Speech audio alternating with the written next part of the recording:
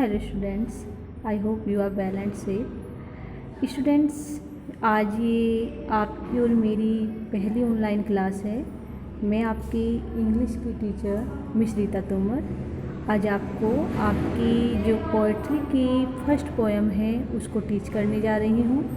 उम्मीद करती हूँ कि आपको जो भी मैं पढ़ाऊँगी वो बहुत अच्छे से समझ आए और अपनी तरफ से कोशिश भी करूँगी कि आपको सारी चीज़ें समझ आएँ। तो आप बहुत अटेंटिव होकर सुनेंगे जो भी मैं आपको बताऊँगी। सबसे पहले मैं आपको बताना चाहूँगी आपके इंग्लिश लिटरेचर के थोड़े सिलेबस के बारे में। देखिए बच्चों, इंग्लिश लिटरेचर में 11th क्लास में आपको 4 बुक रीड करनी होंगी। उनमें से जो आपकी पहली बुक है वो है प्रोज, जो आपकी सेकंड बुक है वो है पोइट्री, और जो आपकी थर्ड बुक है वो है शॉर्ट स्टोरी, और जो आपकी लास्ट बुक है और फोर्थ बुक है वो है light of Asia. Light of Asia एक लॉन्ग पोएम है और इसमें आपको गौतम बुद्ध के जीवन के बारे में पढ़ना होगा कि भाई कैसे उन्होंने संन्यास लिया था। अभी फ़िलहाल हम जो आज पढ़ेंगे वो आपको पोइट्री की बुक की क्रिएशन है जो आपको पढ़नी होगी। पोइट्री का मीनिंग पहले मैं आपको बताना चाहूँगी। पोइट्री को हिंदी में क्या कहते हैं? पोइट्री को हिंदी में बच्चों पद्य कहते हैं। पद्य से मीनिंग कि इसके अंदर आपको जो भी क्रिएशन मिलेगी वो एक संगीत में ढंग से मिलेगी। राइटर अपनी जो भी बात कहेंगे वो एक सुर में कहेंगे, एक ताल में कहेंगे, और जिसको पढ़ने में आपको काफ़ी इंटरेस्ट आएगा। देखिए बच्चों, इसके लिए मैं आपको एक एग्जांपल देना चाहूँगी। जैसे आपने छोटे बच्चों की एक पोएम पढ़ी होगी, Jack and Jill. Jack and Jill, और सेकंड लाइन इसकी होगी went up the hill, went up the hill. तो इसमें आपको एक चीज़ आपने नोटिस की होगी कि पहली लाइन के लास्ट में जिल और सेकंड लाइन के लास्ट में जो हिल है, इन दोनों की जो राइमिंग स्कीम है वो बिल्कुल एक जैसी है, मतलब सुर एक जैसा है। जब हम पढ़ते हैं तो एक इंटरेस्ट आता है, एक संगीत हमें दिखाई देता है। ऐसा ही पोइट्री के अंदर होता है। पोइट्री में जो पोइट्स होते हैं वो अपनी बात को बहुत ही संगीतमय ढंग से और रोचक तरीके से कहते हैं कि उसे सुनने में, पढ़ने में काफ़ी इंटरेस्ट हमें आता है। इसके अपोजिट अगर हम प्रोज की बात करें तो प्रोज में जो राइटर होते हैं वो बहुत गहराई के साथ, गंभीरता के साथ अपनी बातों को रखते हैं, अपने विचारों को रखते हैं, और पोइट्री में क्या होता है, संगीतमय ढंग से रखते हैं। आई थिंक आपको समझ आ गया होगा कि पोइट्री में राइटर बहुत ही सुर और ताल के साथ इंटरेस्टिंग वे से अपनी बात को कहते हैं। अब चलते हैं आज की क्रिएशन की ओर। आज की जो क्रिएशन है वो है मर्सी, जिसको लिखा है विलियम शेक्सपियर ने। पोएम पर जाने से पहले थोड़ा मैं आपको विलियम शेक्सपियर के जीवन के बारे में इंफॉर्मेशन देना चाहूँगी। देखिए बच्चों, विलियम शेक्सपियर जो है ये इंग्लिश के सबसे महान राइटर है। अगर हम विलियम शेक्सपियर को जान जाते हैं तो ये मान लीजिए आप इंग्लिश लिटरेचर को काफ़ी हद तक जान जाते हैं। इंग्लिश लिटरेचर में और इंग्लिश लैंग्वेज में विलियम शेक्सपियर का बहुत ही बड़ा योगदान रहा है। 1000 से भी ज़्यादा वर्ड इन्होंने इंग्लिश लैंग्वेज को दिए हैं, और बहुत ही सारी फ्रेजेज इन्होंने इंग्लिश वर्ड को दिए, ईडियम्स दिए हैं, जो आप मुहावरे बोल देते हैं। बहुत सारे जो मुहावरे दिए हैं वे विलियम शेक्सपियर ने ही दिए हैं। इनके जीवन के बारे में अगर आपको बहुत डीपली जानना है तो मैंने अपनी एक वीडियो बनाई हुई है जिसका लिंक मैं आपको सेंड कर दूंगी। आप उनके जीवन के बारे में जान सकते हैं। बहुत इंटरेस्टिंग इनका जीवन की कथा रही है, जिसको आप मेरी जो मैं लिंक सेंड करूँगी उसके थ्रू आप जान पाएंगे। अब मैं इनके बारे में बहुत शॉर्ट में आपको बताती हूँ। विलियम शेक्सपियर का जन्म बच्चों इंग्लैंड की एक जगह स्ट्रेटफोर्ड ऑन एवोन में हुआ था, और जन्म की डेट थी वो थी 23 अप्रैल 1564, और इनके जो पिता थे वे एक व्यापारी थे और उनका नाम था जॉन शेक्सपियर, विलियम शेक्सपियर के पिता। इनकी एजुकेशन, इन्होंने ज़्यादा हायर एजुकेशन नहीं ली थी। ये पुअर फैमिली से होने के कारण इनको ज़्यादा हायर एजुकेशन नहीं दी गई थी। इनको केवल एक बेसिक स्कूल में ही एजुकेशन मिली थी, जहाँ इन्होंने थोड़ी सी ग्रीक भाषा को सीखा और थोड़ी सी लैटिन भाषा को सीखा। लेकिन इसको, इनकी ये पुअर जो पॉवर्टी थी इनकी, या इनका जो ये अधिकार था शिक्षा, उस शिक्षा को न लेने का, जो इनका अधिकार छीन लिया गया था, इसका इनके करियर पर कोई इफ़ेक्ट नहीं पड़ा। इन्होंने अपना नाम कमाया, बहुत सारी क्रिएशंस लिखी, और आज ये हमारे सामने है इंग्लिश के महान पोएट और महान राइटर बनकर। इनका नाम इंग्लिश लिटरेचर में सबसे पहले लिया जाता है।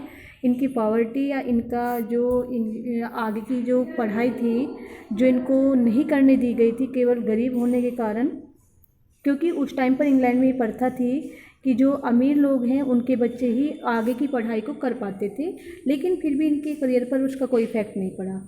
इनके ऊपर एक इल्ज़ाम भी लगा था कि इन्होंने एक हिरन की चोरी की है, और जो चोरी का इल्ज़ाम लगा था वो जो थॉमस लूसी थे उनके गार्डन से चुराने का इल्ज़ाम लगा था। इसके कारण इन्हें क्या किया था, ये यहाँ से चले गए थे स्टैटफोर्ड ऑन एवोन से, और जाकर ये लंदन में रहने लगे थे। वहाँ पर काफ़ी दिन तक तो इनका पता ही नहीं रहा था कि ये कहाँ रहे।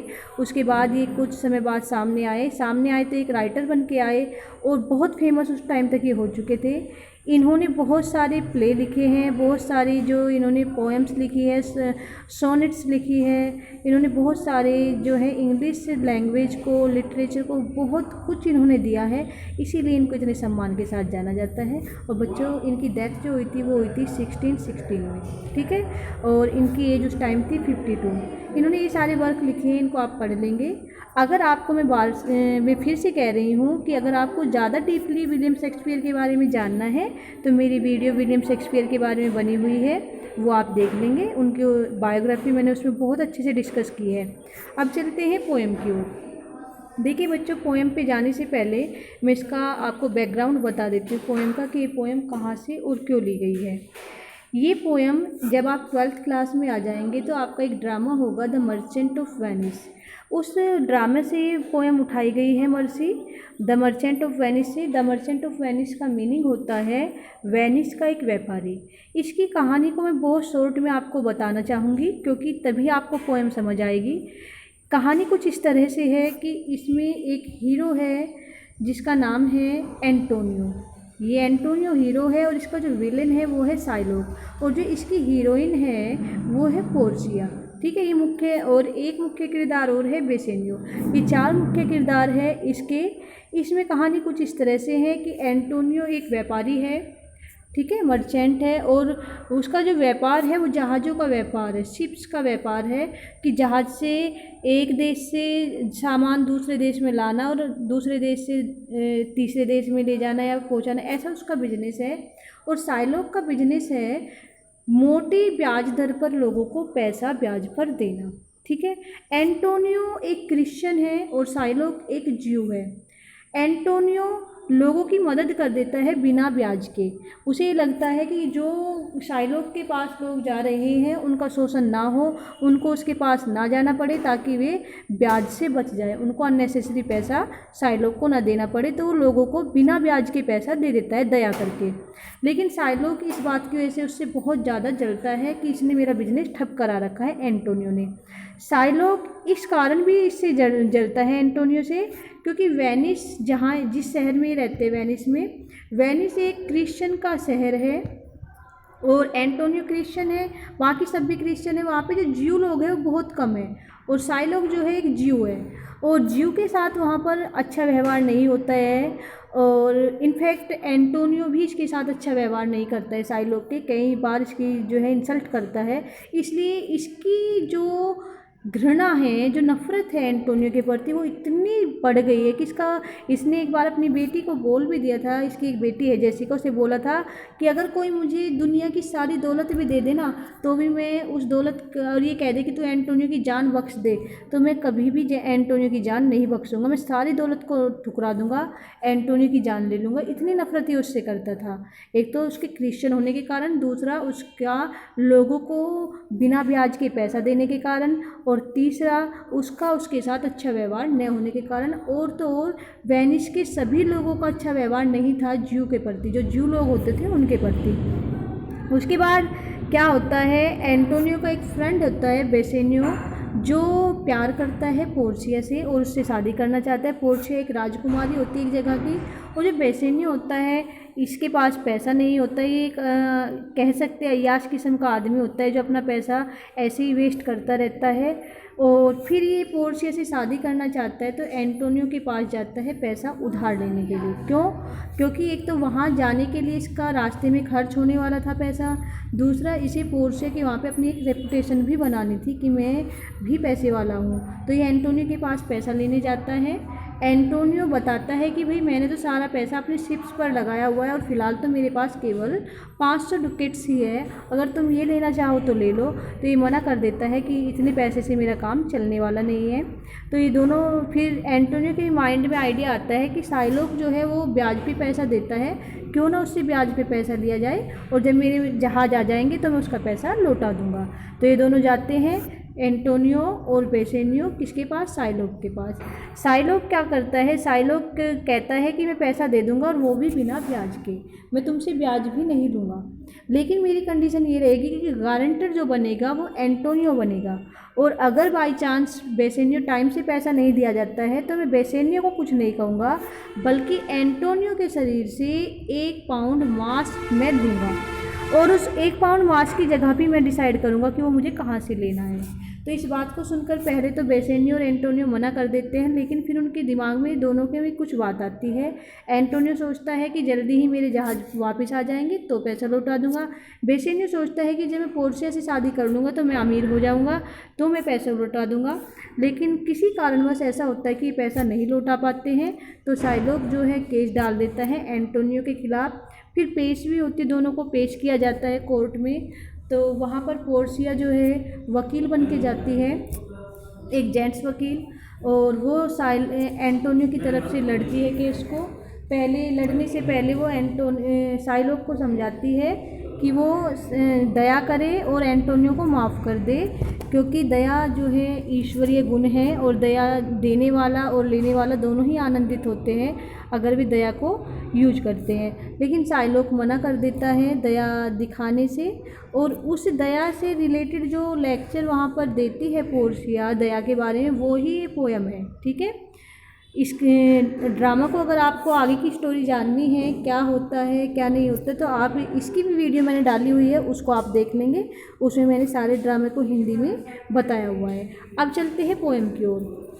तो ये स्पीच है, आपको पता चल गया पोर्शिया की किस टाइम की, जब केस लड़ रही है वो एंटोनियो का, और साइलोक को समझा रही है कि दया करके इसे छोड़ दे, और दया ही ईश्वरीय गुण होता है, दया से इंसान महान बनता है। तो ये यहाँ पर स्पीच पोर्शिया की है, इसको हम पढ़ेंगे अब। यही आपकी पोएम है। देखिए बच्चों, the quality of mercy is not strength. The quality यानी गुण, जो गुण है ऑफ मर्सी दया का, इज नॉट स्ट्रेंथ ज़बरदस्ती लादा नहीं जाता है, या किसी से हम दबाव में नहीं करवाते हैं दया को। दया क्या होती है? दया स्वतः ही आती है, वो तो अपने आप ही अंदर से आती है दया। उसे कोई ज़बरदस्ती किसी से कह के दिखवा नहीं सकता कि तू दया दिखा, या ज़बरदस्ती किसी के मारने पीटने से हमें दया आ जाए, ऐसा कुछ नहीं है। दया कभी भी फोर्स से नहीं दिखाई जा सकती, दबाव से नहीं दिखाई जा सकती। दया का गुण कभी भी हम छीन नहीं सकते, ले नहीं सकते दबाव से। दया क्या होती है? वो स्वतः ही आती है, वो हर इंसान के अंदर अपने आप ही होती है। इट ड्रॉपेथ, ये क्या करती है? बूंद की तरह गिरती है। ये बूंद की तरह गिरती है, या बूंद बूंद होके गिरती है, या धीरे धीरे आती है, या विकसित होती है ना। ड्रॉपेट तो बूंद बूंद, तो बूंद बूंद गिरेगी कोई चीज़ तो धीरे धीरे ही तो आएगी, तो ये धीरे धीरे आती है। As the gentle rain, as means तरह से या समान, ठीक है, समान किसके?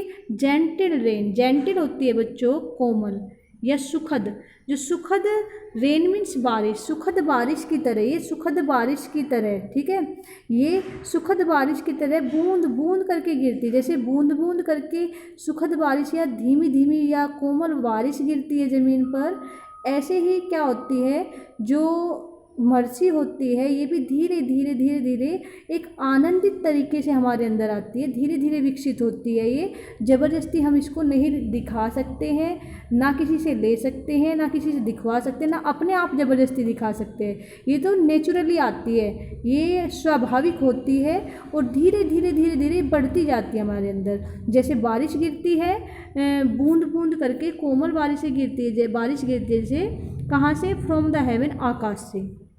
जैसे आकाश से कोमल बूंदें गिरती है बारिश की, उसी तरह से जो क्या होती है, ये दया जो होती है धीरे धीरे धीरे धीरे हमारे अंदर विकसित होती है। ठीक है, ये ईश्वरीय गुण है। ईश्वरीय यानी कि स्वर्ग से ही मिलता है, स्वर्ग से हमारे अंदर आता है। ये गुण स्वर्ग से ही हमारे अंदर आता है, ईश्वर ही हमारे अंदर डालते हैं। इसे कोई ज़बरदस्ती अपने आप नहीं ले सकता। हेवन से मतलब स्वर्ग, और स्वर्ग मतलब भगवान का घर। तो भगवान ही इसे अपने आप क्या करते हैं, हमारे अंदर डालते हैं। और बिल्कुल किस तरह से, जैसे कोमल बारिशें आती है बूंद बूंद करके ज़मीन पर, ऐसे ही धीरे धीरे धीरे धीरे भगवान इसे हमारे अंदर विकसित करते हैं, दया के गुण को। ठीक है, अपॉन द प्लेस बीनीथ। ठीक है, उस बारिश की बूंदें कहाँ आती है, अपॉन मीन्स पर, द प्लेस यानी कि स्थान, बीनीथ मीन्स नीचे के। जिस प्रकार आसमान से नीचे के स्थान पर बारिश पड़ते, कोमल बारिश की बूंदें पड़ती है, कोमल बारिश की बूंदें बूंद बूंद करके गिरती है, उसी प्रकार क्या होता है, ऊपर से स्वर्ग से हम लोगों के ऊपर, निचले लोगों के ऊपर, हम लोगों के ऊपर है ना, जो हमारे अंदर ये दया का गुण आता है, ईश्वर हमारे अंदर दया का गुण डालते हैं। बीनीत मतलब हम, नीचे, नीचे हम ही तो है, ईश्वर हमेशा ऊपर है। तो हम नीचे के लोगों पर, हम इंसानों पर ईश्वर जो है दया का गुण एक बारिश की बूंद की तरह धीरे धीरे धीरे धीरे विकसित करते हैं। या दूसरी तरह से हम इसका दूसरा मीनिंग ये हो सकता है कि जो अमीर लोग हैं, अमीर लोगों को हेवन मान लिया गया है, या बड़े लोग जो अमीर लोग हैं, ये ऐसे ही धीरे बूंद बूंद करके दया दिखाते हैं, किन पर, गरीब लोगों पर। बीनीथ नीचे अब हम किन को मान लेंगे, गरीब लोगों को मान लेंगे। तो दो सेंस इस लाइन के हैं। एक तो ईश्वर क्या करते हैं, हम नीचे के लोगों पर, हम लोगों पर क्या करते हैं, दया का गुण डालते हैं, धीरे धीरे करके हमारे अंदर विकसित करते हैं। और दूसरा क्या होता है कि जो अमीर लोग हैं वे धीरे धीरे करके गरीब लोगों पर दया दिखा सकते हैं। ठीक है, कभी भी बारिश की बूंद क्या ऊपर, नीचे से ऊपर को तो नहीं जाती, नहीं जा सकती। ऐसे ही दया भी कभी भी नीचे से ऊपर नहीं जा सकती कि नीचे के लोग ऊपर के लोगों पे दया करके उन्हें कुछ दे दे, ऐसा नहीं हो सकता। हमेशा ऊपर के मतलब अमीर लोग ही गरीब लोगों पर दया दिखा सकते हैं, तो उन्हें दिखानी चाहिए। अमीर लोग की, भाई एंटोनियो तो अब फिलहाल गरीब है, उसके पास तो कुछ नहीं है, वो तुम पर क्या दया दिखाए, तुम उस पर दया दिखाओ, वो गरीब है, तुम बहुत महान हो, साइलोक तुम महान हो, तुम्हारे पास सब कुछ है, तुम एंटोनियो पर दया दिखाओ। और दया मैं तुम्हें ज़बरदस्ती नहीं कह रही हूँ कि मैं तुमसे ज़बरदस्ती दिखवाऊंगी, तो ईश्वरीय गुण है। तो अगर ये ईश्वरीय गुण तुम्हारे अंदर है तो तुम दया को दिखाओ। इस गरीब को, ये जो नीचे का व्यक्ति है, बीनीथ नीचे जो बैठा हुआ है, गरीब आदमी बैठा हुआ है एंटोनियो, ये तुम्हारे सामने जो तुच्छ बना हुआ है आज, तुम इस पर दया दिखाओ। कौन कह रहा है, पोर्शिया कह रही है। It is twice blessed. देखिए आप क्या कह रहे हैं, इट इज यह है, ट्वाइस यानी कि दोहरा, ये दोहरा, ब्लेस्ड यानी कि क्या होता है, ब्लेस्ड होता है आशीर्वाद। ये दोहरा आशीर्वाद है, ये दोहरा आशीर्वाद है। दोनों लोगों को मतलब एक तरह से दो को एक साथ दिया जाने वाला आशीर्वाद है, जो दो इंसानों को एक साथ दिया जा सकता है।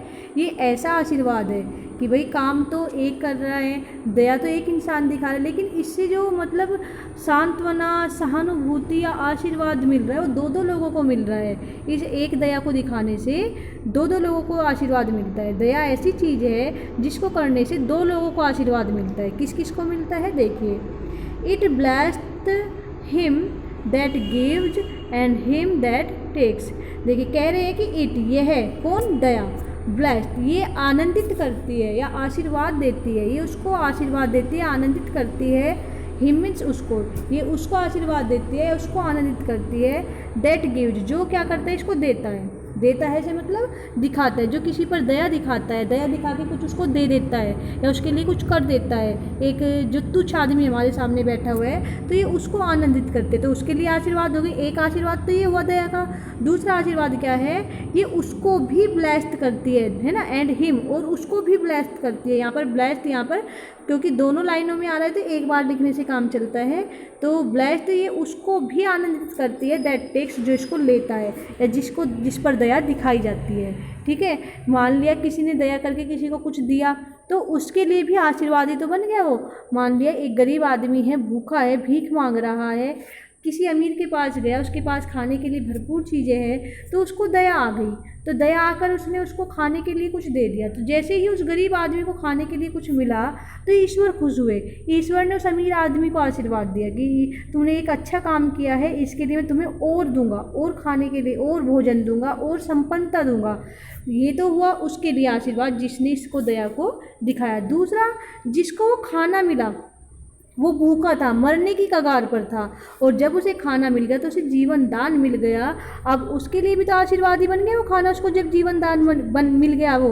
तो इस तरह से ईश्वर क्या कह रही है पोर्शिया कहती है ईश्वर जो एक गुण देते हैं दया का, ये एक दोहरा वरदान होता है। दिखाने वाले को, दया देने वाले को तो इससे लाभ मिलता ही है, साथ में जो लेता है उसे भी लाभ मिलता है। आगे क्या कहती है, टिश। यह है टिश का मीनिंग बच्चों, ये जो कुछ वर्ड यहाँ पर देखिए आपको दिख रहे होंगे जो आपको अजीब से लग रहे होंगे, जैसे यहाँ पर ये स्ट्रेंथ है, ट्रोपैथ है ना, ब्लेस्ड है और टिश है, ये सब अमेरिकन वर्ड होते हैं। हम जो इंग्लिश पढ़ते हैं वो ब्रिटिश इंग्लिश होती है, और ये जो वर्ड यहाँ पर यूज हुए हैं ये इनकी अमेरिकन फॉर्म है। दिस की अमेरिकन फॉर्म यहाँ पर दी हुई है थिश। ठीक है, तो टिश माई test in the my test, टिश means यह है, दिस इज की शॉर्ट फॉर्म है ये, दिस इज की कि यह है, माई टेस्ट यानी कि सर्वशक्तिमान। कौन है सर्वशक्तिमान? दया। दया सर्वशक्तिमान है, इन द माई टेस्ट, सर्वशक्तिमानों में भी। जो ये कहता है कि ये चीज़ सबसे शक्तिशाली है, इससे शक्तिशाली कुछ नहीं है, तो उनमें उससे भी बढ़ के जो शक्तिशाली है वो दया है। कैसे? देखिए, हम कुछ भी कमाते, पैसा शक्तिशाली है तो पैसा क्या है, यही रह जाएगा। शरीर शक्तिशाली है, वो यही रह जाएगा। लेकिन जो दया है, अगर हम किसी पर दया दिखाते हैं, वो ईश्वर देख रहा है, लिख रहा है उन कर्मों को हमारे कि हमने ये अच्छा कर्म किया है, तो वो हमारे जीवन को इस संसार से जाने के बाद सफल बनाती है। दया हमारे जो दया के द्वारा जो हमारी कमाई होती है वो हमारे इस संसार से जाने के बाद काम आती है। इसलिए सर्वशक्तिमान तो यही हुई। हमारा तो यहाँ पर थोड़े दिनों का ही सफ़र है, फिर तो हमें ईश्वर के चरणों में ही जाना है। तो दया क्या है? सर्वशक्तिमान चीज़ों में भी सबसे शक्तिमान है। आगे देखिए, इट बिकम्स, ये क्या है? ये बन जाती है।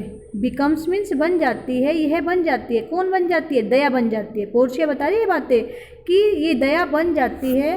The throne monarch better than his crown. देखिए, थ्रोन मोनार्क का मीनिंग होता है, थ्रोन मीन्स सिंहासन पर आसीन, सिंहासन पर बैठे हुए या राजगद्दी पर बैठे हुए। मोनार्क यानी कि राजा। ये जो दया है ये बन जाती है राजगद्दी पर बैठे हुए राजा के लिए। ये दया राजगद्दी पर बैठे हुए राजा के लिए बेटर बन जाती है। बेटर मीन्स अधिक अच्छी, और भी ज़्यादा अच्छी बन जाती है। देन अपेक्षा, ठीक है, इससे हिज क्राउन, उसके मुकुट के। दया सिंहासन पर बैठे हुए एक राजा के लिए उसके क्राउन से, उसके मुकुट से भी ज़्यादा शक्तिशाली या अच्छी बन जाती है। देखिए क्यों बन जाती है? अब राजा ने मुकुट लगाया, सिंहासन पर बैठ गया, तो लोगों ने उसका सम्मान किया। लोगों ने, कुछ लोग ऐसे भी होंगे कि भाई राजा के काम से खुश नहीं होंगे, लेकिन दिखावटी सम्मान करेंगे उसके मुकुट को देखकर, उसके सिंहासन पर बैठने को देखकर। लेकिन जब राजा के अंदर दया आ जाती है, वो लोगों के बारे में सोचना शुरू कर देता है, उनके लिए कुछ अच्छा करना शुरू कर देता है, तो जो इंसान के अंदर, जो उसकी प्रजा के अंदर जो सम्मान आया वो दिल से आया, और जो दुआ उन्होंने दी वो दिल से दी, जो राजा को आगे के जीवन में, आगे की उसके ज़िंदगी के बाद काम आएगी। ठीक है, अगले संसार में, अगली दुनिया में जाने के बाद उसको काम आएगी, उसके अच्छे कर्मों में वो ऐड होगी। तो एक राजा के लिए उसके मुकुट से भी ज़्यादा जो बेटर बन जाती है वो कौन बन जाती है? वो उसकी दया बन जाती है। आगे देखिए, हिज स्क्रिप्चर। स्क्रिप्चर होता है राज अधिकार। ठीक है, उसका जो राज अधिकार है, सोच, वो प्रदर्शित करता है, दिखाता है। जो राजा का राज अधिकार है, हिज मीन्स यहाँ पर राजा के लिए आया, हिज, राजा का राज अधिकार दिखाता है। सोज मीन्स दिखाता है। द फोर्स, ताकत को। राजा का राजाधिकार ताकत को दिखाता है। Of temporal power, of temporal power, temporal होते हैं सांसारिक, ठीक है, इस संसार की। सांसारिक पावर मीन्स शक्ति, और ऑफ मीन्स की, ठीक है। तो राजा की जो राज अधिकार है वो दिखाता है सांसारिक शक्ति को, ठीक है, सांसारिक शक्ति के बल को दिखाता है। सांसारिक शक्ति का जो बल है उसको दिखाती है उसका राज अधिकार। राज अधिकार क्या, कि भाई राजा है, राजा को ये अधिकार है, राजा को वो अधिकार है, तो वो केवल उसका इस सांसारिक जो शक्ति है उसको दिखाता है। इस संसार में जो उसकी शक्ति है उसको दिखाता है कि इस संसार में राजा को ये अधिकार है, राजा की ये शक्ति है, राजा वो कर सकता है इस संसार के लिए, ठीक है। लेकिन दया क्या करता है, दया उसकी अगले संसार में क्या शक्तियाँ बढ़ जाती है, क्या अधिकार उसको मिल जाएगा, एक दया को दिखाने से ये दया दिखाती है। देखिए, the attribute to awe and majesty, जो ये अधिकार है, राज अधिकार है उसका, ये एक गुण है, मतलब एक उसको टैलेंट मिल गया है। राज अधिकार के साथ साथ उसको एक गुण मिल गया है जिससे वो क्या कर सकता है, लोगों के अंदर भय कर सकता है और अपनी जो भव्यता है, मेजेस्टी मीन्स होता है भव्यता, उसको बढ़ा सकता है। इस राज अधिकार के साथ उसे एक गुण मिलता है लोगों को भयभीत करने का और अपनी भव्यता को बढ़ाने का। किसके साथ, जो ये उसको शक्ति मिली है राजा के होने की, इसके साथ उसे दो अधिकार मिल गए हैं। एक तो अपने भय को बैठाने का लोगों के अंदर, और दूसरा उसकी भव्यता। भव्यता क्या होती है, शान, गौरव, ये दिखाने का कि भाई अब उसको शान दिखा सकता है, वो पैसा बहा सकता है, पैसे को चाहे तो पानी की तरह बहा ले, चाहे तो उसको बचा के रख ले, चाहे तो वो कैसे ही कपड़े पहन ले, ये गुण उसके अंदर आ जाते हैं इस राज अधिकार के कारण, ठीक है। आगे देखिए, विद इन मतलब यहाँ पर लगाया गया है दिल से, दिल के अंदर, ठीक है। यहाँ पर विद इन जो आया है दिल के अंदर के लिए आया है। किन के दिल के अंदर, लोगों के दिल के अंदर, ठीक है। लोगों के दिल के अंदर doth sit the dread and fear of king. देखिए, जिनके दिलों के अंदर, ठीक है, जिसके यहाँ पर जो आया है दिल के अंदर, किसके, राजा के दिल के अंदर। राजा के दिल के अंदर दोनों ही रहते हैं, एक तो रहता है भय, ठीक है, भय, और एक रहता है राजा का डर, ठीक है। राजा का डर क्या रहता है उसके दिल के अंदर, कि भाई वो क्या चाहता है कि लोगों के अंदर क्या हो, एक तो भय हो और एक राजा का डर हो।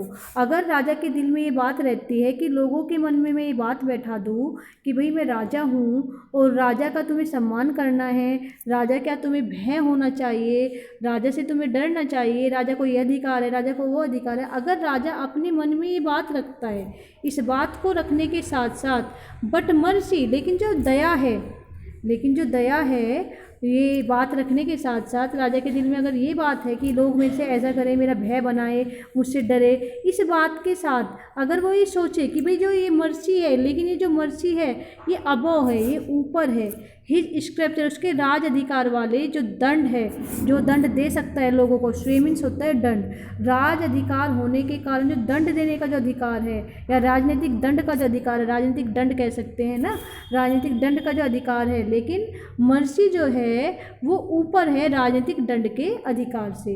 राजा अगर ये सोचता है, अपने दिल में ये बात बैठा लेता है कि भाई लोगों के मन में ये होना चाहिए कि राजा का भय होना चाहिए और राजा से उन्हें डरना चाहिए, तो मैं तुमको बताना चाहती हूँ शाइलॉक, पोर्शिया कह रही है ऐसा, शाइलॉक मैं तुम्हें बताना चाहती हूँ कि लेकिन ये जो दया है ये ऊपर है इस राजदंड से, जो राजदंड राजा देता है उससे ऊपर है दया का गुण। तो तुम क्या करो, दया को दिखाओ। It is anthrone, it is यह है, एंथ्रोन यानी कि विराजमान या बैठी हुई या रखी हुई या रहती है, ये रहती है, दया रहती है, कहाँ रहती है, इन द हार्ट, दिल में, ऑफ किंग्स, राजा के, दया राजाओं के किंग में, राजाओं के दिल में रहती है। ऐसा कौन कह रही है, पोर्शिया कह रही है कि तुम तो एक राजा के समान हो आज, और एक राजा को क्या राजदंड नहीं देना चाहिए, तुम क्या ये दंड देने के लिए तुल रहे हो एंटोनियो को, इसको निकालो, दया को दिखाओ, और दया दिखाकर क्या होगा, तुम एक महान राजा बन जाओगे, क्योंकि राजाओं के दिलों में ही तो क्या रहती है, दया रहती है, तुम्हें दया दिखानी चाहिए। It is an attribute to God himself, it is यह है, एन एट्रीब्यूट एक गुण, टू गॉड भगवान का, हिमसेल्फ खुद का, ये तो खुद भगवान का एक गुण है, ये तो एक दिव्य गुण है, स्वयं में एक दिव्य गुण है दया। तो तुम देवता बन जाओगे अगर तुम दया दिखा दोगे आज इसके ऊपर, एंटोनियो के ऊपर, तो साइलोग तुम एक भगवान बन जाओगे। इसके दया करो और इसे इसके प्राणों को बख्श दो, इसकी जान मत लो। ऐसा कौन कह रही है? पोर्शिया कह रही है।